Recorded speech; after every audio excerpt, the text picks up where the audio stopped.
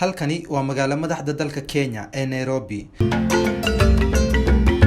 luqadda Swahiliga ee dalkani Kenya laga isticmaalo ayaa ah mid bulshada Soomaalida dhexdeeda aad ugu adag. Habari yako aye boss toa hiyo vitu fulani hiyo unataka kitu gani, hiyo ametoa amechukua hiyo bis fulani. Kuja hapa data kiutambulisho, hakuna matata. Panda gari, hakuna matata.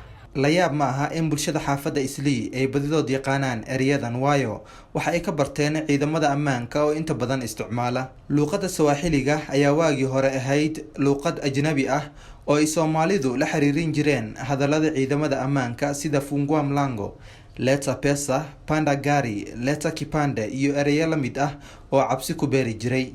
laakiin luqadda Swahiliga ayaa waxa ay haatan isku bedeshay luqad ganacsi. sida aad u jeedaan, dad badan ayaa haatan ka ganacsanaya xaafadda Islii, kuwaas oo ka kala yimid ismaamulada kala duwan ee dalka. Kale ni kuja suku goja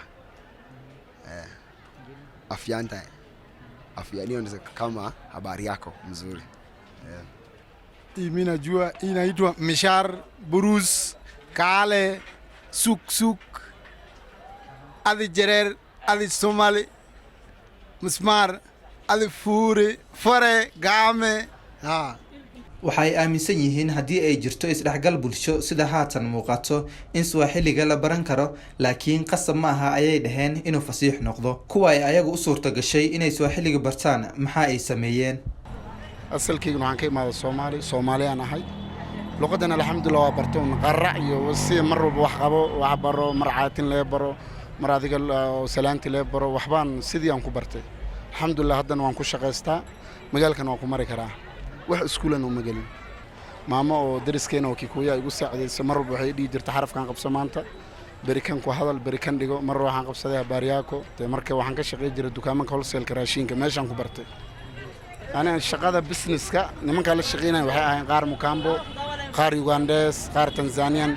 sida igu fududaato Soomaali lama soo shaqeyn. Si fiican u bartay diwaan kasa wixii boolis la hadli lahayd, wixii dadka la hadli lahayd, wixii custom sida ku soo dhaweyn lahayd, sida uga gadi lahayd alaab waxaan diwaan bartay.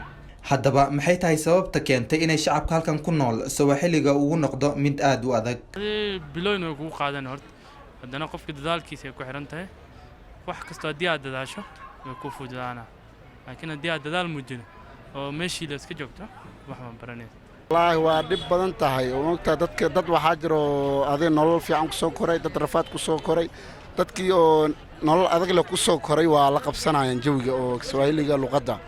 marka meel se u tala la leeyahay waa ku qasbanta, hataa jeenes haddee tahay oo meel jeena aad tagto luqadda aqaan waa baranaysaa qasab waay, sababtoo waxaa ku jirto noloshaada.